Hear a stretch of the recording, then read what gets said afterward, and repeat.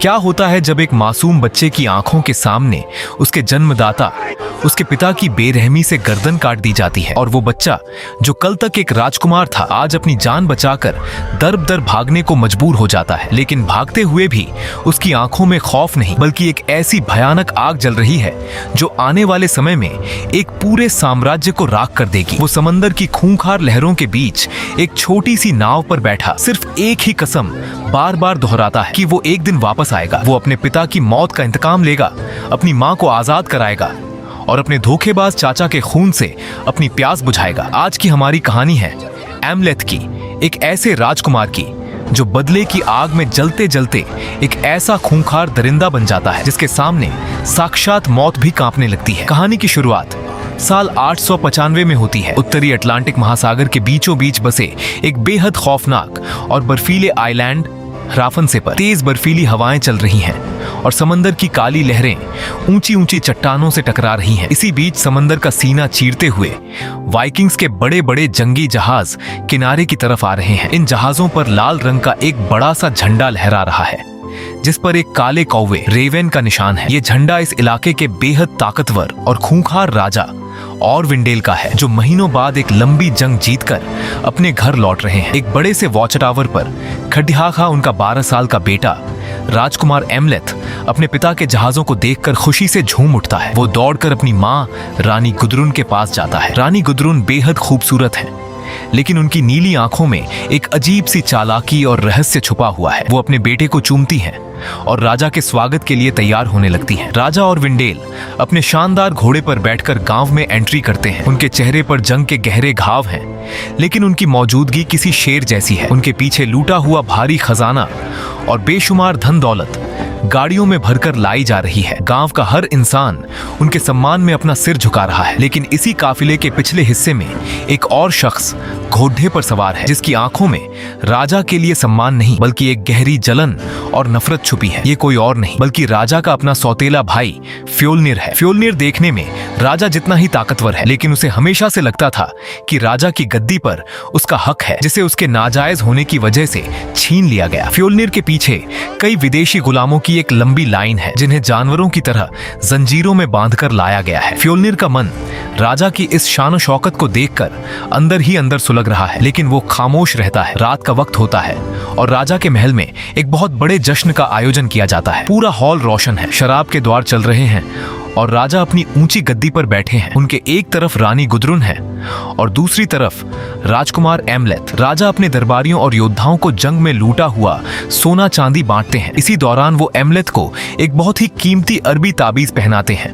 और कहते हैं कि इसे हमेशा अपने पास रखना। तभी फ्योल्निर वहां पहुंचता है। बाहर से तो वो बहुत वफादार होने का नाटक करता है लेकिन माहौल तब बिगड़ जाता है जब राजा का जोकर हेमिर फ्योल्निर और रानी गुदरुन को लेकर एक बहुत ही गंदा और भद्दा मजाक कर देता है। फ्योल्निर गुस्से से पागल हो जाता है और अपनी तलवार निकालने ही वाला होता है कि राजा उसे शांत कर देते हैं। जश्न के बाद जब राजा अपने कमरे में कपड़े बदल रहे होते हैं तो रानी गुदरुन देखती है कि राजा के पेट पर जंग का एक बहुत ही गहरा और सड़ता हुआ घाव है। राजा जानते हैं कि अब उनका शरीर साथ छोड़ रहा है। वो बिस्तर पर तड़प तड़प कर मरने के बजाय एक योद्धा की तरह मैदान जंग में मरना चाहते हैं ताकि उन्हें स्वर्ग वलहल्ला नसीब हो। उसी रात राजा फैसला करते हैं कि अब एमलेथ को राजा बनने की असली शिक्षा देने का वक्त आ गया है। वो एमलेथ को लेकर एक बहुत ही डरावने और रहस्यमयी मंदिर में जाते हैं। ये कोई आम मंदिर नहीं है। इसके अंदर जाने का रास्ता एक अंधेरी गुफा से होकर गुजरता है जहाँ जमीन पर इंसानों की हड्डियां और खोपड़ियां बिखरी पड़ी हैं। वहाँ उन्हें वही जोकर हेमिर मिलता है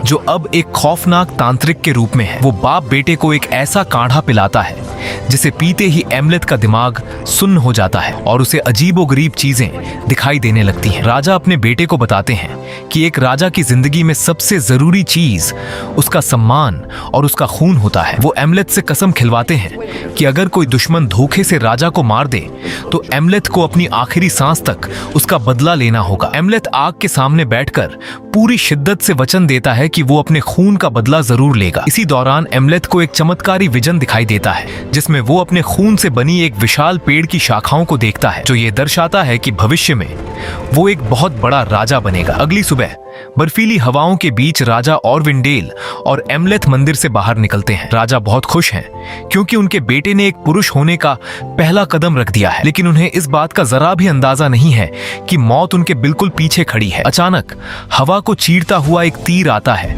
और सीधे राजा के कंधे में धंस जाता है। इससे पहले कि राजा कुछ समझ पाते, एक और तीर उनकी गर्दन को चीर देता है। एमलेथ अपनी छोटी सी चाकू निकालता है, लेकिन राजा उसे चिल्लाकर वहां से भागने के लिए कहते हैं। एमलेथ एक पत्थर के पीछे छुप जाता है। तभी घोड़ों पर सवार कुछ नकाबपोश हमलावर वहां आते हैं और राजा को भालों से गोदने लगते हैं। राजा एक शेर की तरह लड़ते हैं, लेकिन वो तीरों से बुरी तरह घायल हो चुके हैं। वो घुटनों के बल जमीन पर गिर जाते हैं। तभी हमलावरों का लीडर अपने चेहरे से नकाब हटाता है। वो कोई और नहीं बल्कि राजा का अपना सगा भाई फ्योल्निर है। राजा और विंडेल अपने भाई को देखकर हैरान रह जाते हैं, लेकिन वो मौत से डरते नहीं हैं। वो हंसते हुए कहते हैं कि एक नाजायज खून कभी राजा नहीं बन सकता। फ्योल्निर बिना किसी रहम के अपनी भारी तलवार उठाता है और 3 बार लगातार वार करके अपने ही भाई की गर्दन धड़ से अलग कर देता है। छुपकर ये सब देख रहे एमलेथ के अंदर जैसे कुछ टूट जाता है। उसकी आंखों में आंसू तो हैं, लेकिन वो उन्हें बहने नहीं देता। फ्योल्निर की नजर एमलेथ पर पड़ जाती है और वो अपने आदमियों को हुक्म देता है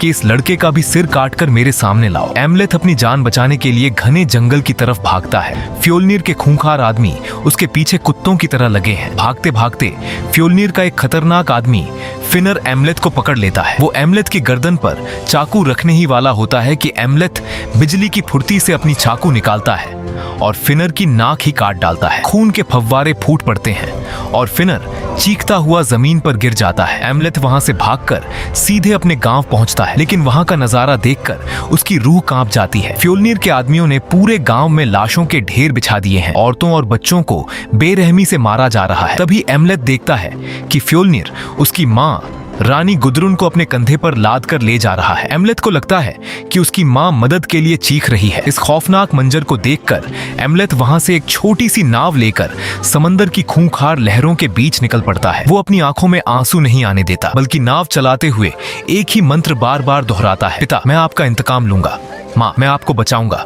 फ्योल्निर, मैं तुम्हें मार डालूंगा। कहानी अचानक कई साल आगे बढ़ती है। अब साल 914 आ चुका है। समंदर की लहरों पर एक वाइकिंग जंगी जहाज तेजी से आगे बढ़ रहा है। जहाज के अंदर हम एमलेथ को देखते हैं। अब वो कोई डरा हुआ बच्चा नहीं, बल्कि 30 साल का एक बेहद खूंखार, विशालकाय और ताकतवर योद्धा बन चुका है। उसके बाल लंबे हैं, दाढ़ी बढ़ी हुई है और शरीर लोहे जैसा सख्त हो चुका है। वो रूस के इलाके में वाइकिंग्स की एक बेहद ही खतरनाक टोली, जिसे बर्सर्कर्स कहा जाता है, उनके साथ मिल चुका है। ये बर्सर्कर्स युद्ध के मैदान में इंसानों की तरह नहीं, बल्कि भेड़िए और भालू की तरह लड़ते हैं। एक रात ये सभी आग के चारों तरफ एक भयानक डांस करते हैं। वो जानवरों की खाल ओढ़कर खुद को एक ऐसे खौफनाक ट्रांस में ले जाते हैं जहां उन्हें कोई दर्द महसूस नहीं होता। बस अगली सुबह सूरज निकलते ही ये पूरी टोली एक स्लाव गांव पर मौत बनकर टूट पड़ती है। एमलेथ अकेले ही कई सैनिकों को गाजर मूली की तरह काट डालता है। गांव के लोग तीरों की बारिश करते हैं, लेकिन एमलेथ हवा में उड़ते हुए एक भाले को कैच करता है और उसे वापस उसी सैनिक की छाती में गाड़ देता है।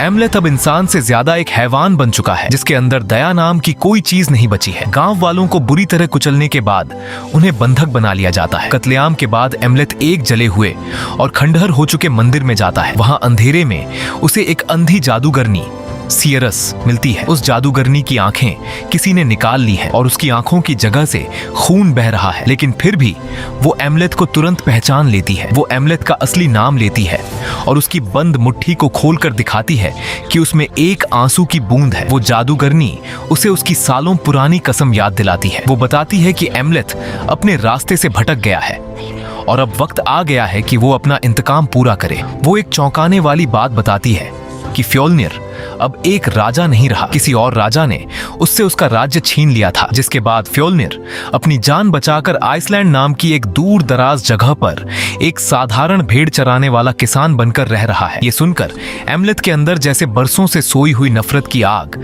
फिर से ज्वालामुखी बनकर भड़क उठती है। बाहर आकर उसे पता चलता है कि फ्योल्निर के लिए आइसलैंड कुछ नए गुलाम भेजे जा रहे हैं। एमलेथ को अपना रास्ता मिल जाता है।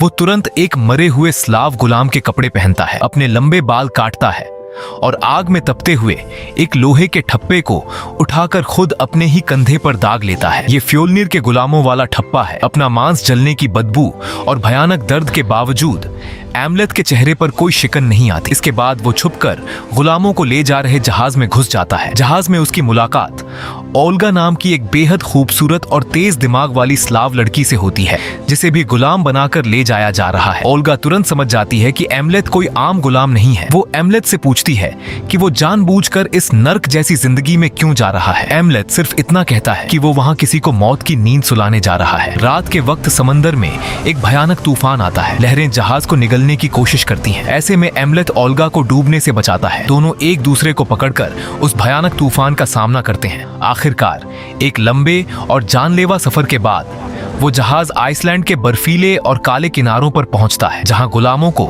जानवरों की तरह जंजीरों में बांधकर फ्योल्निर के फार्म की तरफ ले जाया जा रहा है। एमलेथ के सामने अब वो भयानक आइलैंड है जहां उसका सबसे बड़ा दुश्मन मौजूद है। अपने खूंखार आदमियों के साथ गुलामों का मुआयना करने आता है। एमलेथ अपने चेहरे पर एक अजीब सी बेवकूफी और लाचारी का नाटक करता है ताकि कोई उसे पहचान न सके। फ्योल्निर का बड़ा बेटा थोरिर, जो अब एक मगरूर और क्रूर नौजवान बन चुका है, एमलेथ के करीब आता है और अपनी ताकत दिखाने के लिए एमलेथ के पेट में पूरी ताकत से एक जोरदार मुक्का मारता है। कोई आम इंसान होता तो उसकी पसलियां टूट जाती, लेकिन एमलेथ अपनी जगह से 1 इंच भी नहीं हिलता। वो उस भयानक दर्द को खामोशी से पी जाता है और अपने अंदर उबल रहे गुस्से को अपनी आंखों से गायब कर देता है। एमलेथ की इस चट्टान जैसी मजबूती को देखकर फ्योल्निर हैरान रह जाता है और उससे उसका नाम पूछता है। एमलेथ भारी आवाज में जवाब देता है, ब्योर्नुल्फर, यानी भालू और भेड़िया। फ्योल्निर उसे खेतों में जानवरों की तरह काम करने के लिए चुन लेता है, जबकि ओल्गा को घर के काम के लिए रख लिया जाता है। दिन बीतने लगते हैं। एमलेथ एक बैल की तरह खेतों में भयानक मेहनत करता है, लेकिन उसकी नजरें फार्म के चप्पे चप्पे को स्कैन कर रही होती हैं। एक दिन काम करते हुए एमलेथ की नजर महल के एक कमरे पर पड्डीडी रेशती है। अंदर का नजारा देखकर एमलेथ का खून खौलने लगता है। उसकी माँ रानी गुदरुन बहुत ही प्यार से फ्योल्निर के बालों में कंघी कर रही है। गुदरुन के चेहरे पर कोई दुख या कैद होने का खौफ नहीं है, बल्कि वो एक खुशहाल पत्नी की तरह फ्योल्निर के साथ हंस बोल रही है। एमलेथ का दिल किसी ने जैसे मुट्ठी में लेकर निचोड़ दिया हो। वो समझ नहीं पाता कि जो माँ उसे फ्योल्निर के कंधे पर चीखती हुई नजर आई थी, वो आज अपने पति के कातिल के साथ इतनी खुश कैसे हो सकती है। लेकिन एमलेथ अपने आंसुओं को फिर से पी जाता है। उसी रात गुलामों के बाड़े में एमलेथ की मुलाकात ओल्गा से होती है। एमलेथ ओल्गा को बताता है कि वो यहाँ से भागने नहीं, बल्कि इस पूरी जगह को श्मशान बनाने आया है। ओल्गा, जो खुद एक जादूगरनी है और स्लाविक देवी देवताओं को मानती है, वो भी फ्योल्निर से अपने छिने हुए सम्मान का बदला लेना चाहती है। वो एमलेथ से वादा करती है कि इस खूनी खेल में वो एमलेथ की ताकत बनेगी। वो कहती है, तुम्हारी ताकत इंसानों की हड्डियां तोड़ेगी और मेरी चालाकी उनके दिमाग को चीर देगी। दोनों के बीच एक खामोश लेकिन बेहद खतरनाक गठबंधन बन जाता है। अगले दिन फ्योल्निर के फार्म पर एक बेहद ही खूनी और जंगली खेल का आयोजन होता है, जिसे नैटलेइकर कहा जाता है।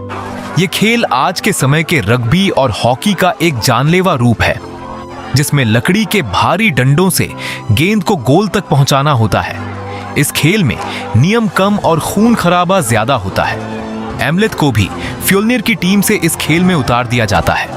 विरोधी टीम में थोरफिन्नर नाम का एक दैत्य जैसा विशालकाय आदमी है, जो फ्योल्निर के कई आदमियों को बुरी तरह पीट पीट कर अधमरा कर देता है। मैदान में खून की नदियां बहने लगती हैं। खेल इतना खतरनाक हो जाता है कि फ्योल्निर के आदमियों की हार पक्की लगने लगती है। तभी अचानक फ्योल्निर और गुदरुन का 12 साल का बेटा गुन्नार गेंद को लेकर भागता है, लेकिन उसके पीछे वो विशालकाय थोरफिन्नर अपनी भारी लकड़ी लेकर दौड़ पड़ता है। थोरफिन्नर हवा में छलांग लगाता है और गुन्नार के सिर पर वो डंडा मारने ही वाला होता है कि एमलेथ एक जंगली भालू की तरह दहाड़ता हुआ आता है और थोरफिन्नर को हवा में ही दबोच लेता है। एमलेथ अपने दोनों हाथों से थोरफिन्नर का सिर पकड़ता है और उसे जमीन पर तब तक पटकता है जब तक कि उस दैत्य का सिर एक तरबूज की तरह फट नहीं जाता। पूरा मैदान सन्न रह जाता है। एमलेथ ने अपने सबसे बड़े दुश्मन के बेटे की जान बचाई। थोरिर एमलेथ को इनाम के तौर पर कुछ सहूलियतें देता है और उसे गुलामों की बस्ती से निकालकर बेहतर जगह पर रहने की इजाजत दे देता है। अब एमलेथ फ्योल्निर के परिवार की नजरों में एक वफादार कुत्ता बन चुका था। उसी रात एमलेथ जब फार्म के पीछे खड़ा होता है तो उसे एक नीली आंखों वाली रहस्यमयी बर्फानी लोमड़ी आर्कटिक फॉक्स दिखाई देती है। वो लोमड़ी एमलेथ को देखकर एक अजीब सी आवाज निकालती है और पहाड़ों की तरफ भागने लगती है। एमलेथ सम्मोहित सा होकर उसके पीछे पीछे चलने लगता है।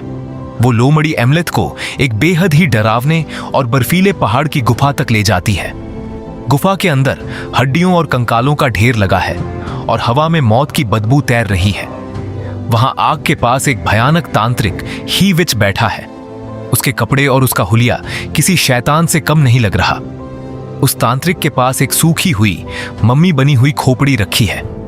एमलेथ जब उस खोपड़ी को गौर से देखता है तो उसके होश उड़ जाते हैं। वो खोपड़ी किसी और की नहीं बल्कि उसके पिता के जोकर और उसके गुरु हेमिर की होती है। फ्योल्निर ने हेमिर की आंखें और जीभ काटकर उसे मार डाला था।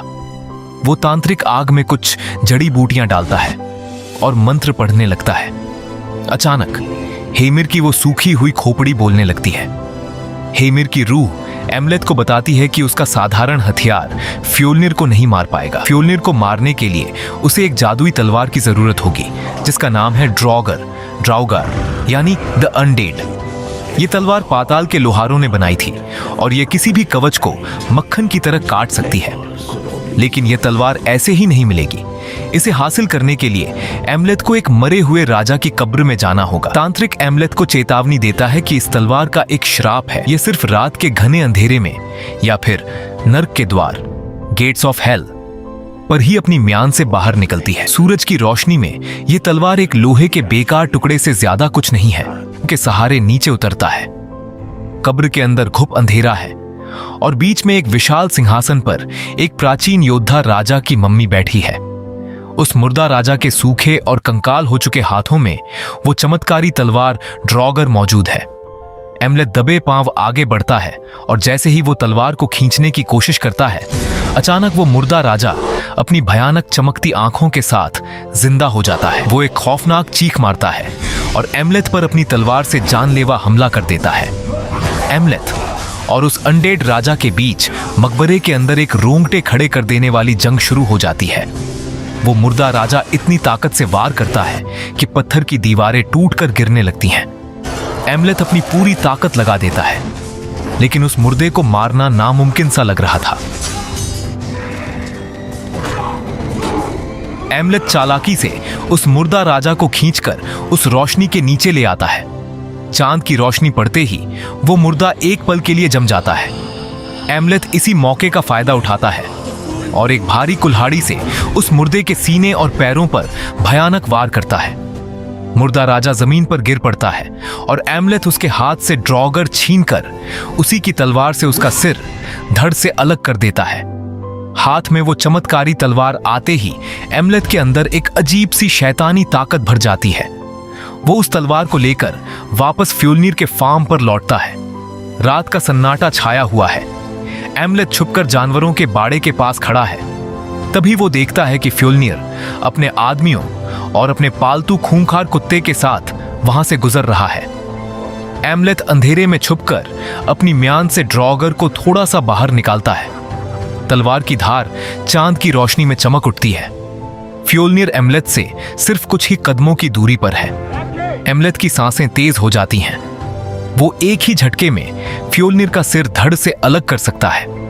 उसका इंतकाम बस एक बार दूर है। लेकिन तभी फ्योल्निर का कुत्ता अचानक रुक जाता है और अंधेरे की तरफ देखकर भयानक तरीके से भौंकने लगता है। फ्योल्निर भी चौंक कर अपनी तलवार के हत्थे पर हाथ रख लेता है।